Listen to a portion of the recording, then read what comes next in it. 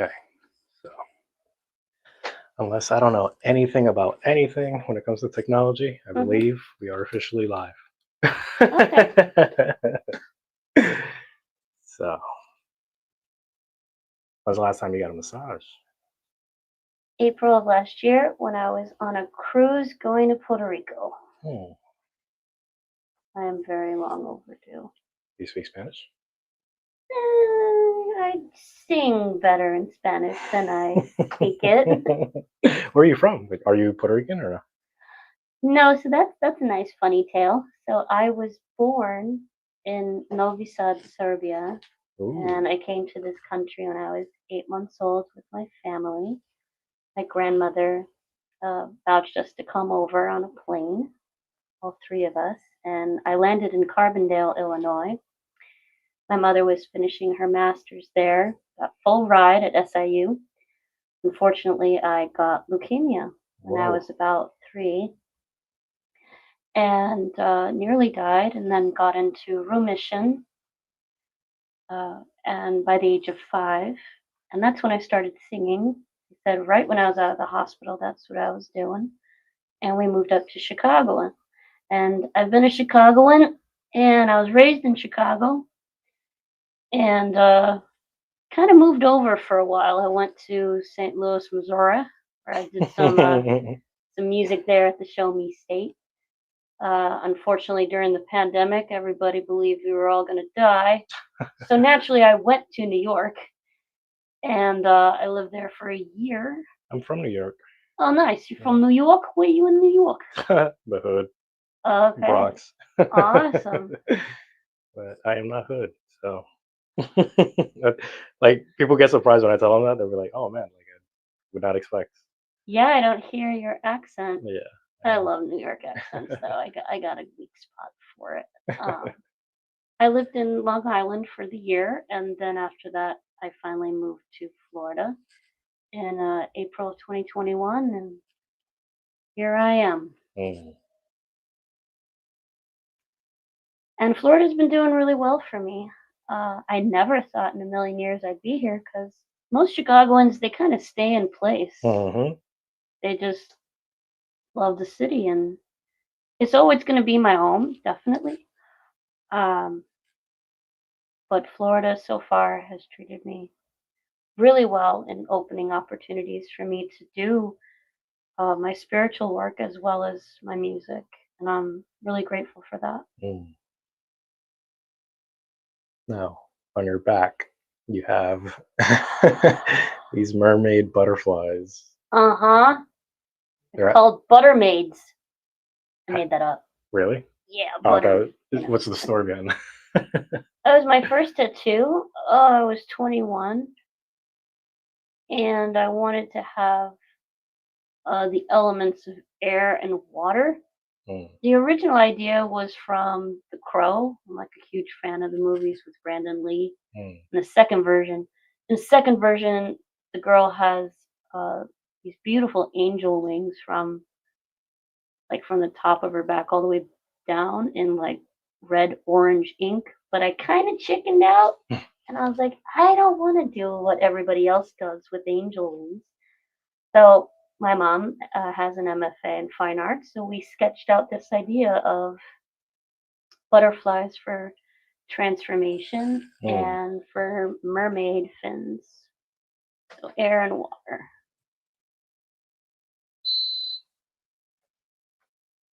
Turning off the That was fan. some great pressure. Let me know if the pressure's ever too much.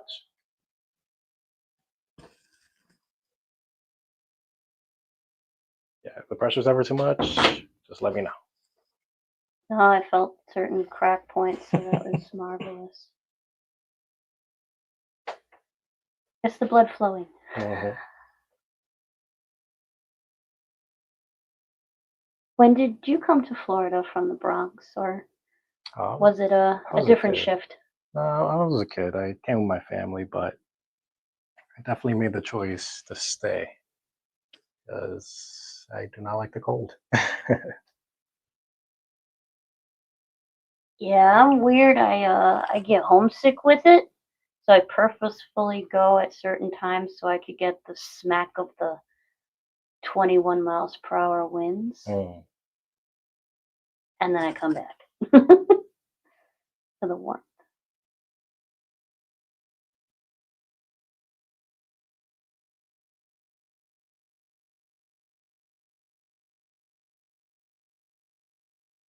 Where are you in your spiritual journey? Um, I pray very often, and I'm learning further forms of detachment. And I've been doing mainly shadow work on money and abundance, Mm. meaning finding the negative patterns and the negative observations of how I think and feel of money, whether it's society or ancestral patterns that have been kind of brainwashed in here, and I'm rewiring them and analyzing how I truly define abundance, what I define as success, what I define as true wealth, so that I can find more inner peace in that part of my life rather than always seeking and having an endless void of I Yeah. lack, I lack, I lack. If that makes sense. Yeah, it does. Now, the thing about shadow work is there are moments where you have to see these not so nice things about yourself. And you have to kind of like look in the mirror and be like, whoa, maybe in that part of my story I was the bad guy. Oh, of course. Yeah. I think that's one of the most important things that most people should be doing, but they don't. And Well, it's a hard thing, right? To take full accountability mm, and full responsibility of your life and your choices. And certain consequences behind those choices. But I think it's the only way to truly transform.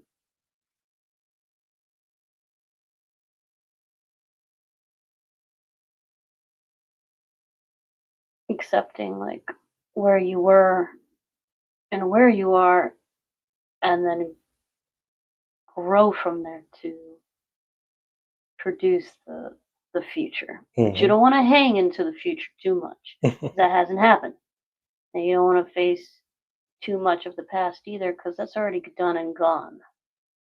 It's being in the present of what can I do today to cultivate that abundance in myself Yeah, rather from the external world, because we get distracted by the external all the time.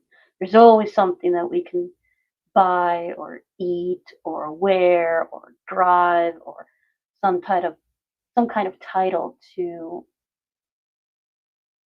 I don't know, like just entertain our ego. I don't know.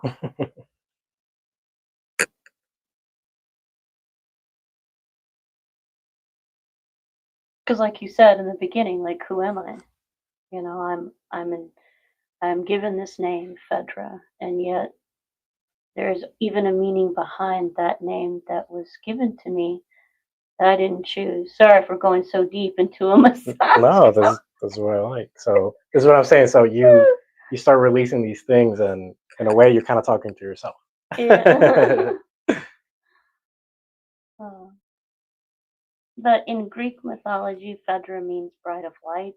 Ah, It was also a very tragic, like Greek tale because they're all in their drama. But I like my father's story a little bit better. He was a sound engineer in Novi Sad, and he was a big fan of the band Tangerine Dream, and their best-selling album was Phaedra.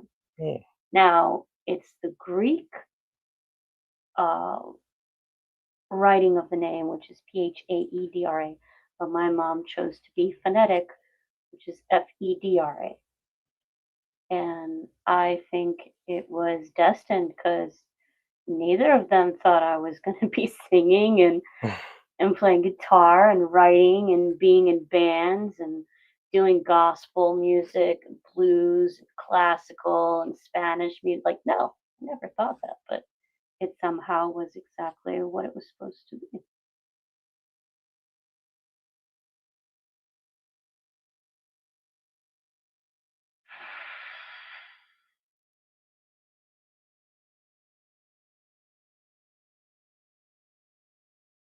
Yeah, I feel the work you're doing. You're shifting quite a bit. Yeah. Yeah, massage is funny. It's one of those things where you put it off thinking, it's just some luxury, fluffy thing that I don't need. And then you do it and you're like, wait a minute, this is kind of the best thing ever. Why don't I do it all the time? Touch is a love language. Yeah. We do need touch. Yes.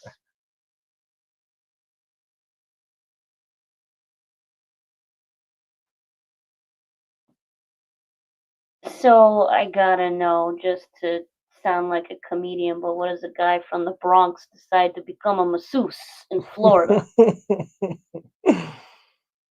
I don't know. I see the world with different eyes, I guess. And I'm really fascinated about not just the body, but just the human experience. And I'm just always nerding out and learning more stuff about us and what we're capable of and what we're able to do. And through touch, through healing, through doing the right things, eating the right foods, like we're kind of like, I don't know, we could just unlock superpowers. Yeah. Yeah. And kind of funny. Last week, my mom was down here because she lives in Massachusetts, and she was down here, and me and her, we've always had this funny little back and forth where she would listen to doctors, and the doctors would give her an endless amount of pills, right? And I would tell her, don't take any of the pills, do this instead. And it's just like, certain Hmm. cleansing, certain juices, things like that, going for walks, and getting some sunlight, that sort of thing. And she would always kind of fight me on it. And then she'll go the way of listening to the doctor. And then she goes that route and problems occur with her health and whatnot. And she's like, what the heck? How am I worse now when I was listening to everything the doctor was saying? So then she'll finally listen to like my ideas. So come around And it was like eventually. literally like overnight, she just felt better. She had more energy. She started losing weight. Like just you can just see it in her. Just Glow, yeah, yeah. she's just a lot healthier now. I was like, you see, what if you would have listened to me from the start? Well, I think that's the thing, right? When whatever title you want to put, mentor, life coach, healer, light worker, or whatever, we're here to plant the seed and guide the person so that they can go on their journey, and maybe that was part of her journey. And Hmm. I just, I'm a hopeless romantic, again, artist. So I think it's just so beautiful that you have that relationship to be that intimate, that she can turn around and say, "You know what, hubby, you're right. Let's try the juice. Okay. Let's do the stretches, Yeah. let's do the diet." That's beautiful. That's healing, Hmm. within the family line too. I do that with pretty much all of my clients. Just- We get pretty personal, and I'll just dive into their life. And I'm like, hey, what if you do this? What if you move that? And most people at first they want to fight me on it, and then when they stop fighting me and they do, they're like, oh, wait a minute. And I'm like, yeah, why would I ever trick you? Like I'm not telling you Mhm. anything. So it's pretty funny how we're set up to listen to these quote unquote authority figures, and you realize like all these authority figures are trying to make money off of you. And Well, yeah, what's worse is they won't admit when they don't know what's wrong. yeah, yeah. That's disturbing. Hmm. I think humanity needs to go back to a point where we listen to our family and friends because we're the only ones who actually care about each other. And going back to the body, yeah, going back to just a very holistic way of slowing down to listen. We're doing so many things that's so fast. and loud and abrupt. And then we wonder why so many people have anxiety Mhm.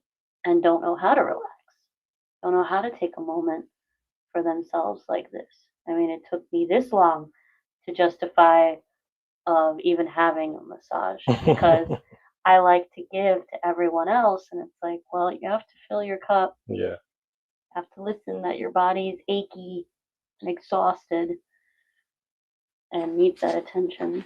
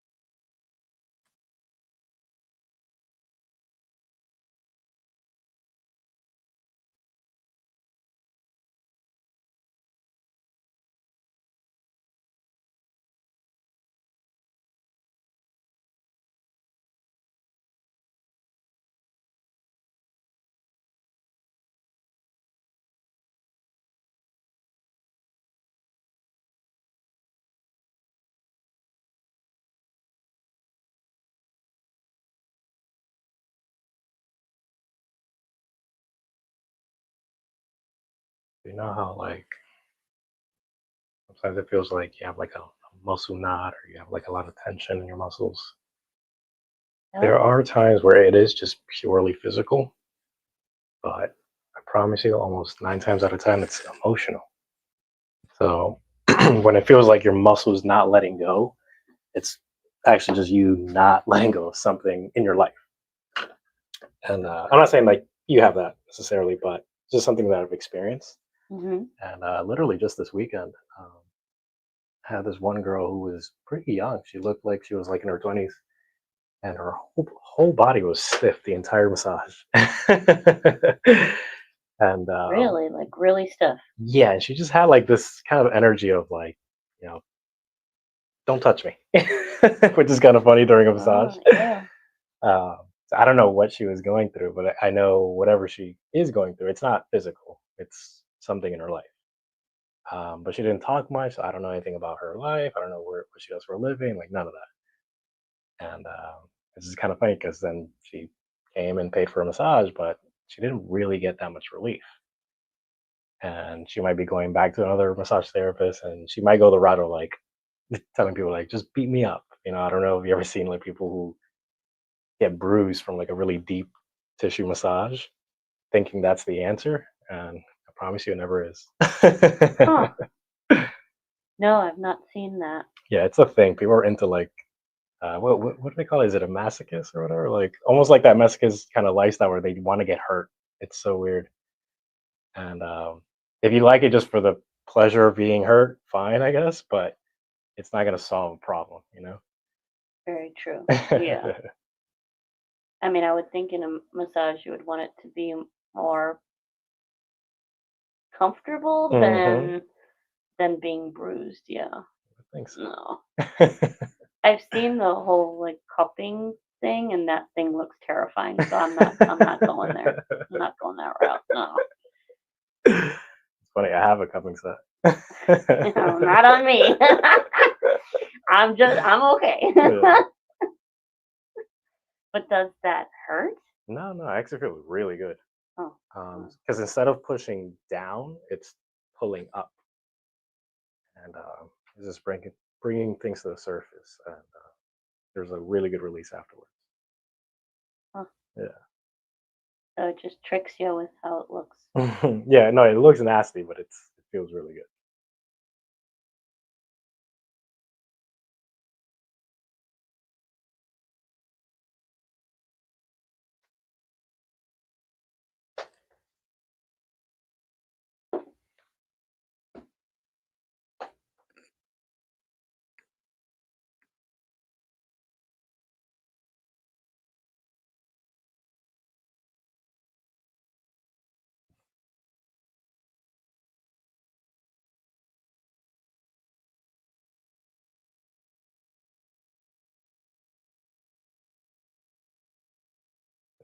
Tell me about your content creation journey. What are you trying to do? Well, I I'm doing covers right now, and I have a few originals. I'm doing an open mic on Saturday. Have you ever been to a kava kratom bar? I have not. Okay. Well, I like those places because the community is super chill, um, semi hipster, semi hippie. So love it. It's where I vibe. I'll be doing that.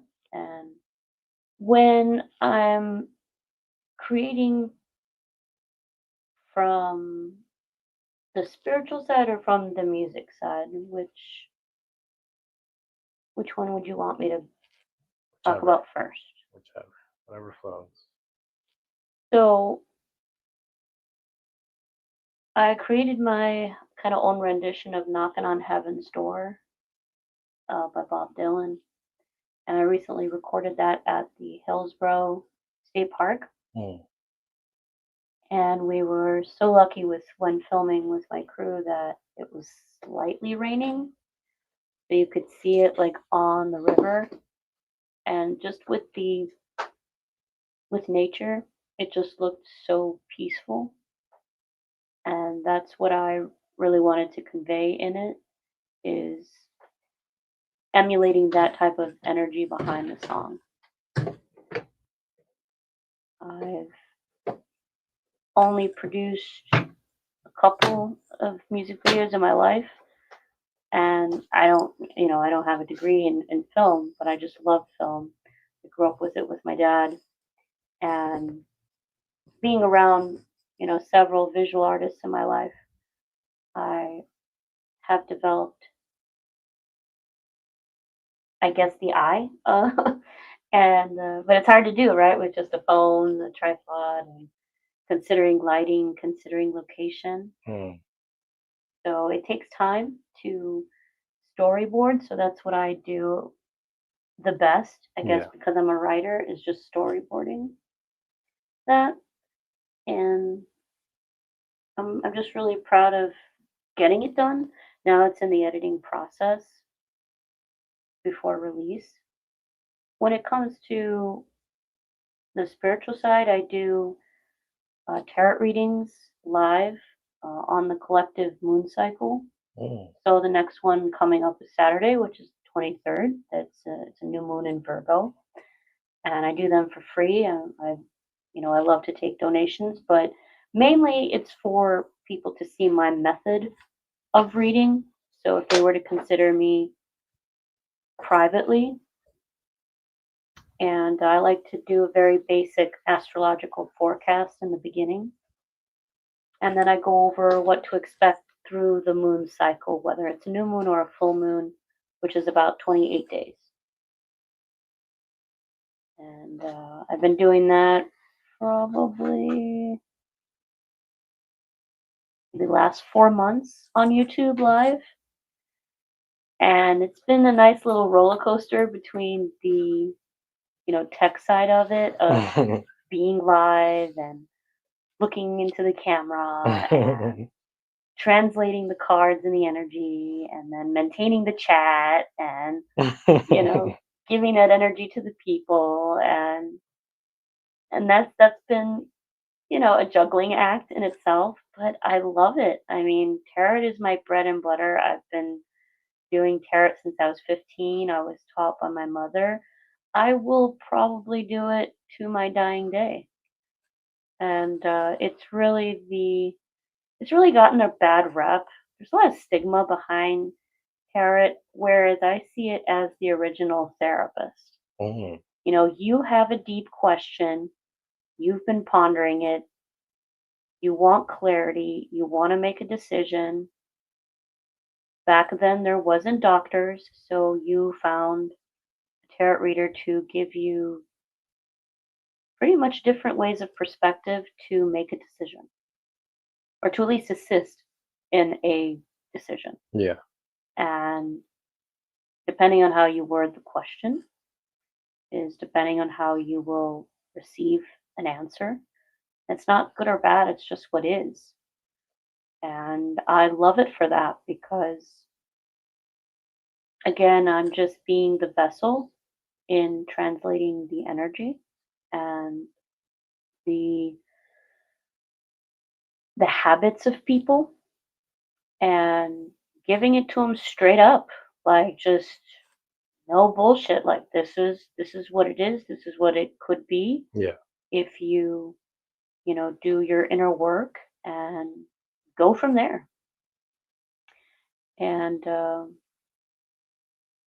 there's a certain code you have to be on, which is being detached and having the intention of wanting to teach, wanting to guide, wanting to assist in that, but nothing more than that, if that makes sense. Yeah. Because then it is really going into the darker realm of manipulation, and that's a big no-no in pretty much anything. Yeah. So I I like to keep it very open on my collectives where people can answer or ask questions or chime in. And I love the community of it that everybody's, at least so far, I guess because I am a small channel, everyone's been cordial. I watch a lot of tarot readers too because I love supporting other tarot readers on YouTube. And sometimes they're not so cordial. Mm, So, but again, I'm still very new and I do it very organically, but I love doing it. And a college buddy of mine helps me with the editing process and does some moderating of the chats with me. yeah. And we went to music school at Columbia College in Chicago 11 years ago, and it's really great to work with him. Also, getting the kinks of not only marketing it but just establishing the channel in a as professional way as we can.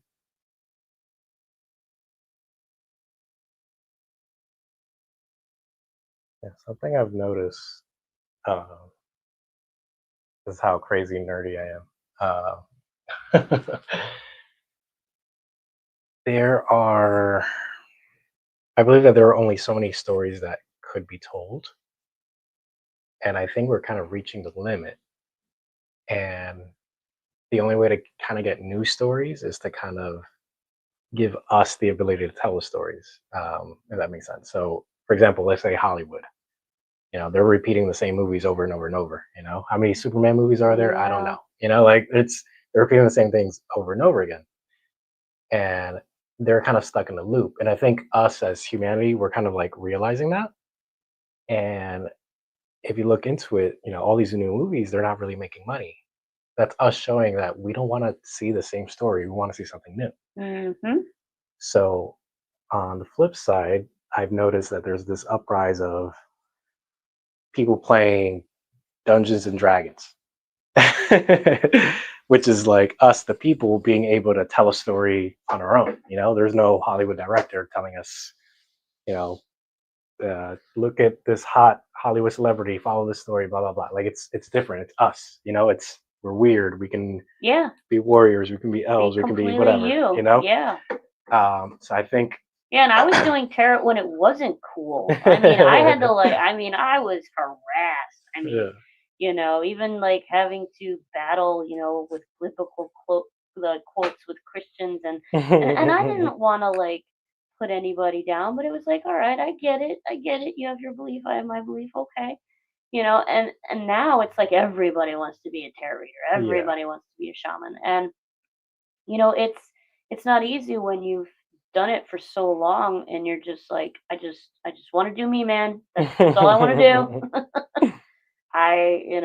Those who want to, support me will support me, but Yeah. at the end of the day, your integrity and your character is going to shine through Yeah.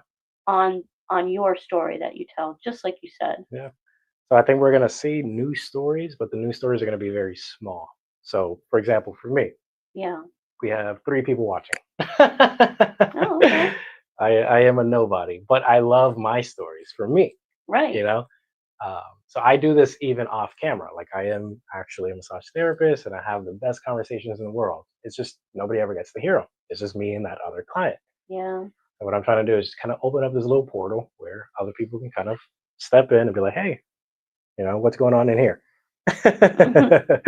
So we're gonna start seeing more new stories, but they're gonna start off so small and so almost like insignificant in the beginning, and then we're gonna start seeing this new wave of like, you know what? I like these weird little like quirky stories that have never been told before.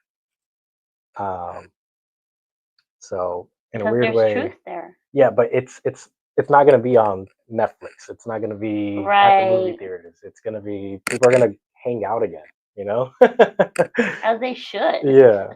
So it's kind of funny that it went away, but now it's gonna come back. Yeah. Circles and Hmm. circles within circles. Yeah.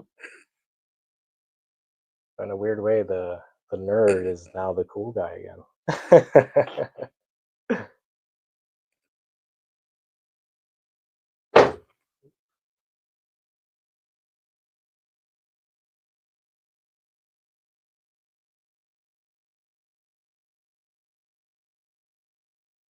I was just talking to somebody not too long ago. We're talking about how things like Magic the Gathering and Pokemon and all these things are coming back. You know, Aw. so much so that it's making money. Like that's where the attention is. That's where the currency is now. It's The nostalgic. a holographic Yeah. Pikachu card is worth money now. Like, but it's because we did that. The nerds, like we gave it value. You know, and through that we control this thing called money. Because for a long time, the people at the very top they controlled it, but it was such an unfair game that nobody liked it. So now we're switching up the game, and I think it's gonna be for the better. Yeah, like you said, I believe that it will take a little bit of time, but oh yes, we're going in the right direction there. Hmm.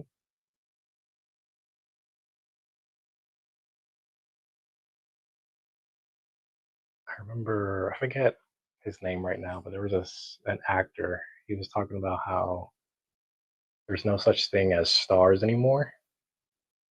So back in the day, it would be like, people would go to the movies to go see a Tom Cruise movie because it's like that's the thing you got to go see. Yep. But now stars don't really have the same kind of star power, and these movies don't make money and they're losing money. Actually, people kind of wonder, like, man, what are people watching? And it's just not on screen, or at least not on the big screen.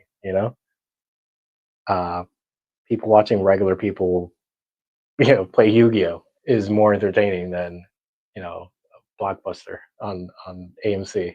Well, the remakes just get old. Yeah. Like how many remakes of the same thing can Hmm. you make, and changing it up here and there is, but it's also they don't want to invest in writers, and there are thousands of writers out there. I know Hmm. there are, and they're just not opening up. They mean Hollywood and Disney and Marvel even. I mean, Hmm.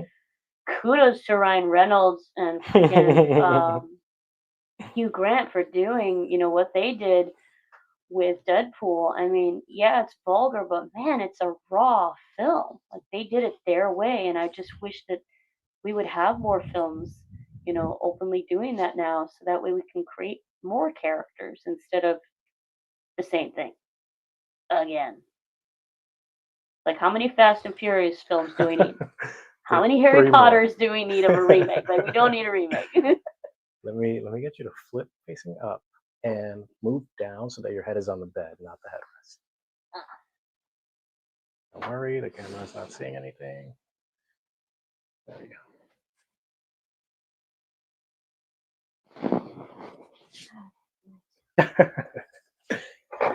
It's like golden hour light, so it's good light. How you feeling so far? Good. Yeah, you were nice and tough on that leg. Yeah. Needed it. I distract people with conversation, so for the most part, you don't notice it.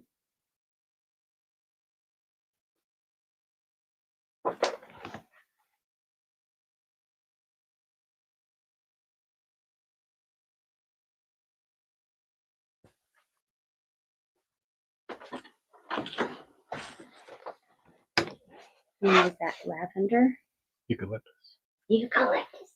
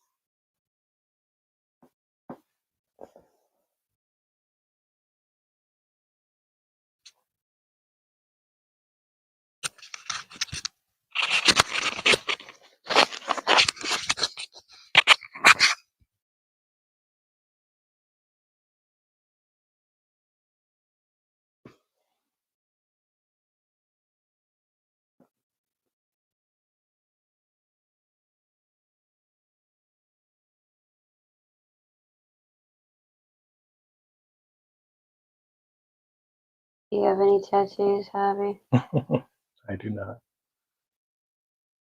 Any reason? I have a funny reason. I just really, really love my skin. Because of the way I look. Humans do this thing where we like to kind of place people in certain categories. And most people, when they look at me, they have this funny look. And I see it in their face. They'll be like, huh, where are you from? They can't really get enough details. So they might think maybe he's Hispanic, maybe he's Indian, maybe he's Middle Eastern. Like they don't know. And I actually kind of love that because I'd rather be a question mark than be put in a box. So they have certain tattoos, they might be able to gather some details or something. So I'm like, you know what? I'd rather just be kind of, I don't know, basically invisible. I know it's a weird reason, but I'm like a professional people watcher. I'd rather just be in the background.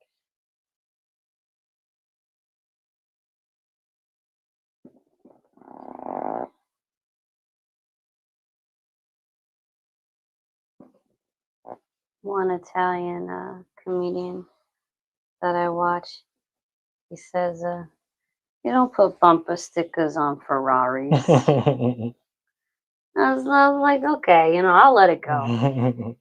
But that's what you reminded me of right now when you said how you love your skin.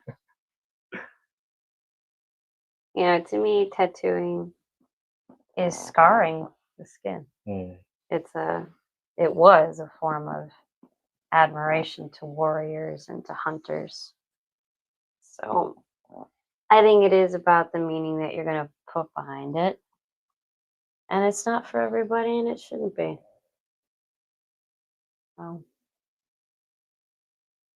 I love your uniqueness and your mystery. because I get the same thing. I'm Italian, Puerto Rican, I'm Greek, something. Usually around people, I just say I'm Eastern European. We could just leave it there, or I'm a Chicagoan, and then they don't ask because most people don't know where Serbia is, Yeah. and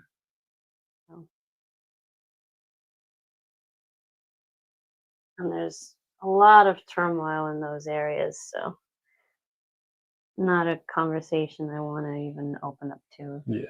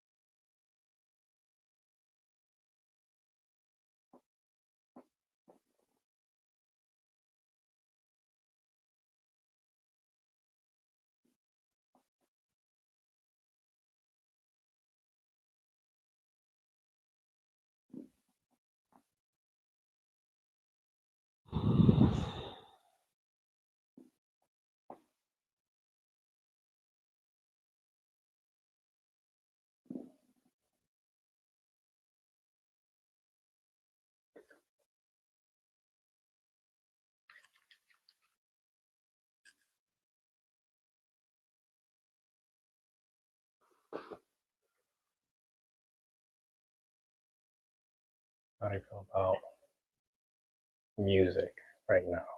What it's going through, where it's at? Like the music industry? Yeah. So much craziness. Oh my God, I don't think anybody knows what's going on. I tend to not look at the trends. Honestly, I keep to myself. And since I like to focus on the blues, uh, I just know that I just got to keep going. Some people would see it as an abyss of marketing, marketing, more marketing, and looking a certain way and sounding a certain way and being like these avatars. And I just can't. I don't fit any of them. And a lot of the people that I emulate and that I look up to definitely didn't fit no cookie cutter part of the industry. So I'm working on just expressing myself, putting myself out there. I feel like if I could have a fan, it would be because the person feels my truth. They hear my voice and they feel what I'm feeling, then great. I've done what I needed to do in transmuting these words and laying out the performance in the most raw way possible. Because to me, blues is emulating the depths of the soul, the deepest part of the pain, the deepest part of the love, the deepest part of the heartache. And you got to feel those things to do it, I feel personally. And they need to hear it within you coming out, and you need to be open and vulnerable to do that and really not give a shit. And I hope to attain that. And if I do that, I've completed my purpose for sure. There's Even this, if only 3 people yeah, hear it, you know? there's this funny thing I've noticed. I guess when you want to compare something like blues to other kinds of music, uh, I guess the reception of blues is kind of you sit back and you kind of reflect, and you might just cry, you know, Uh-huh. which is cool. Um, for Dominicans, they have something called bachata, Yep. and you dance to it. But if you were to really break down the lyrics, it's blues. It's really like heartbreaks and these like what do they call these beautiful tragedies of stories happening. But when you dance to it, you're just so happy, and it's like you put it during a party or whatever. But like it's so interesting how it's almost so contradicting as far as like how you feel it and what they're saying and what's happening, and how you receive it. Yes. And with blues, it's kind of like you accept that it's sad, but with Dominican music, it's kind of like you accept that it's sad, but you're still going to dance through it. And that's kind of how they live their lives over there. Where it's like, yeah, bad things happen, but fuck it, you just gotta you You gotta gotta get down, thrive you and you gotta get gotta down, you gotta live and you party. gotta survive and rejoice in that. Like Yeah. you live to tell another day. Or a couple of my friends in Chicago would say, "Another day, another dollar." You know. Mhm. Mm.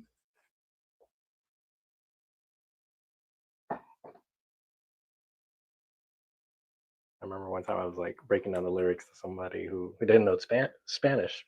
I was breaking it down in English, and they were like, "Oh my gosh, like it's so heartbreaking." I was like, "Yep."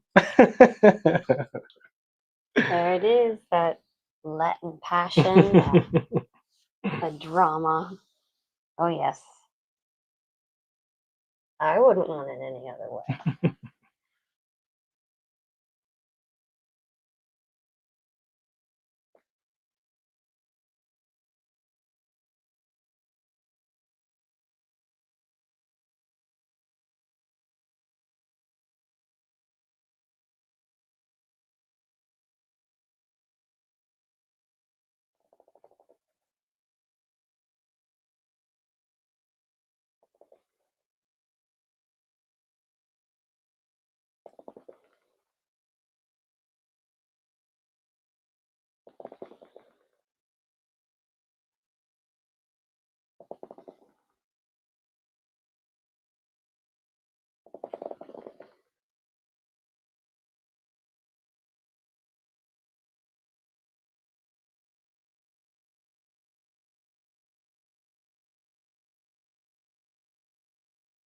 Really a special moment, even when you're doing a song that someone else wrote. If you're able to literally tune into the emotion and the storytelling of it, lose yourself in it, and give that over to the audience. I Mhm. mean, I think it's the most beautiful form of love. Yeah. You know, my teachers would say, you know, you're only good as your last gig, so you need to put in your blood, sweat, and tears, and that's You know that song Because the Night from why am I going blank on it? This guy's famous. He's like a famous singer. because of the night. Because the Night. Because the night. Hmm. I know people call him the boss. It's gonna bother me. I don't know why I'm going blank on his name. But I've heard the song a long, long time ago. And I thought it was nice, but it never really hit, right? And then I think it was like a couple years ago, one of my favorite bands, they made a cover. And when I heard the cover, I was like, oh, now I like understand the song. You know what I mean? Uh So huh. I just needed to hear it like in a slightly different way. And that's why I don't know. I like covers. Like there are times where like you just need to hear it from a slightly different angle, and then turns out it's like, oh, it's low key one of my favorite songs. Like, Yeah, there was a time where I wasn't really into pop music, and then a Chicago band called Local H did a cover rendition of Britney Spears, and that like got me into it. I was like, you know what, I can dig this now. Now I get what they're saying, and it had that grunge, vibe into it, and the rhythm into it that just didn't sound bubblegum anymore. I was like, all right, I can rock to Yeah, the thing about pop is that it's engineered music for you to like. You're like supposed to like it, but in a weird way, that's what makes me not like it. If that makes sense. Yeah, it's too predictable. Yeah. So when you take out that pop aspect and you just kind of leave the soul in. It's like, like it feels more organic, you know. But now there's many renditions of blues and soul, so thankfully it's not all heartache. I wouldn't want to stay in that Yeah. realm either.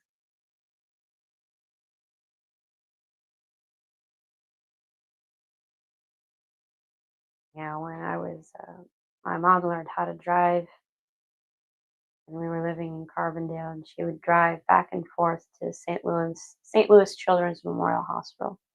Those are the people that saved my life.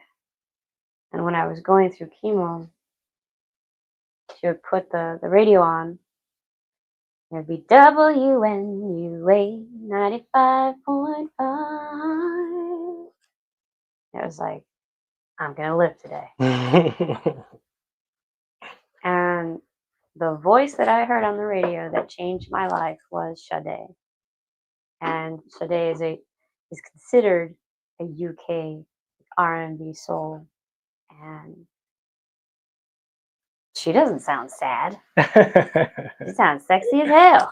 Like anything Sade says is sexy. So it really is also your perspective of the artist, but also just the topics and the concepts that they do. It's Hmm. not just like, oh, it's just going to be this way. Same thing with classical. Same thing with bluegrass. I mean, I don't know. Lately, country has been going through a whole transformation with country. So I feel like heck, I might even have to try to make a country song. it feels like country got targeted by Yeah, right. by those suits at the very top. They're like, let's go after country. Let's see Like, people like that. what do you think about this, son? Like, oh my god, I can see them with the cigars. Yeah, Like, oh, because like now there's like a little bit of rap to it, and the, like the top stars now, they just look like, I don't know how to explain it. They just have, there's this one guy named Jelly Roll. He has like tattoos in his yep. face and stuff. And it's like that wouldn't have been there like 10 years ago, but now it's there. And I'm like, okay, Oh it's yeah, there's several they're artists that modernizing it. got the Yeah, tattoos on the face and the yeah. neck. Which I'm not mad at. It's fine. I just noticed that it's like that's the one that got picked on. You're like, okay, you're up. Yeah. Hmm.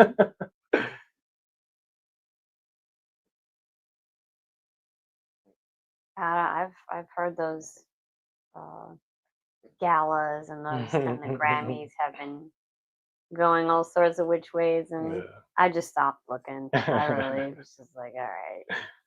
I used to look forward to them. I used to want to see all the stars, but it's just things changed over time that Mhm. it's like there's no point, sadly. I know that might be terrible to say in that field, but it's No, like, no.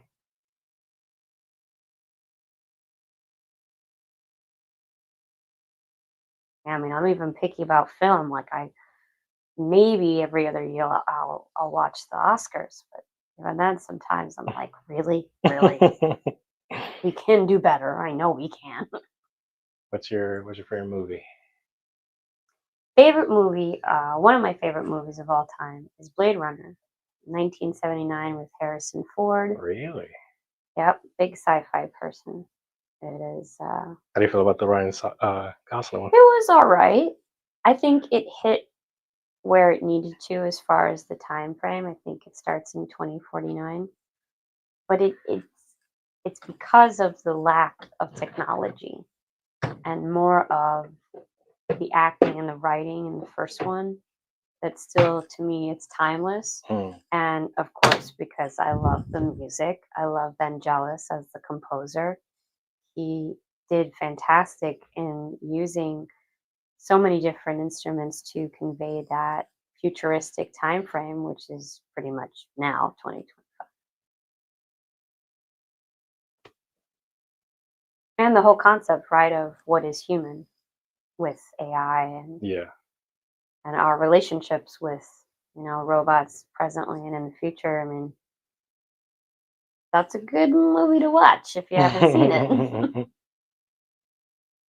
I personally think the Ryan Gosling one is like it's so heartbreaking. Um, it's just that's what makes it hard to watch. Like, Hmm. because it's almost like naturally you're gonna put yourself in the shoes of the main character, and then at the very end you find out like, oh, the main character is not special. He's just a robot. There's no special consciousness to him. He's just a robot, and you feel hurt because there are times where like you know you're out and about, you're trying to do your thing, and someone tells you like, "Oh, you're not that good," and it's like, damn, like those are some of the hardest words ever, and it puts you in your place, and it's like, do you belong in that place? You know, it Mm. makes you question everything. It makes you question your reality, and it's almost like that movie's a little too strong, but I think it needed to be told. I think that that movie needed to be made. Oh yeah, especially for the fans. Yeah. They're probably waiting forever for it. Hmm.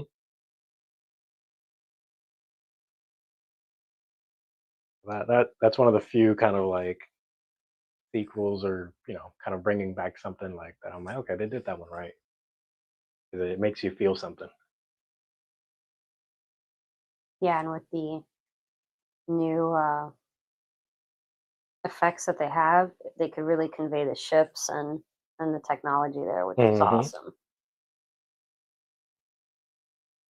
Yeah, same with Dune. I know a lot of people aren't happy with Dune, but I love the updated version personally. But I still love the classic because of the writing aspect, summing up a lot in 1 to 2 movies. I mean, that's a feat in itself.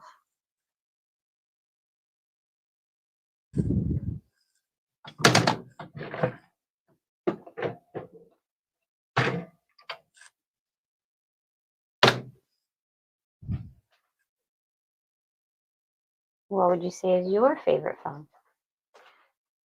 um, so I don't know if you ever seen Truman Show Oh yeah, with Jim Carrey. oh yeah, My favorite movie of all time.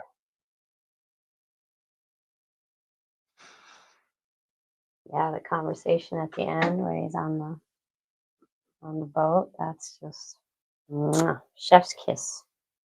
The thing about that movie, I have this thing I say whenever I'm asking somebody about movies and stuff, and I'm like, "Hey, what's your favorite movie?" And they're like, kind of, thinking about it. I'll tell them your favorite movie is either a movie that changed you or it changed the world. Mm. And that movie really changed me because I'm always just questioning my reality. And Good. that's all that movie's about. Shows how aware you are. Yeah. And yeah, the movie's it's once again one of those like tragic kind of stories where it's beautiful because it's so tragic. And he finds out at the very end, like, damn, his entire world was fake, you know? And at the end, we don't see him going into the real world because it's Hmm. up to us to kind of figure out like what is the real world. And funny enough, you know, even now we're in front of cameras. We're trying to be Truman, in a weird way. But Truman was trying to not be Truman. Yeah, I mean, his whole life was scripted, and he had no idea. Yeah,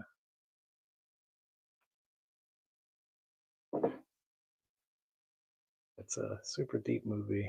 I can watch that movie all the time and learn something new about myself.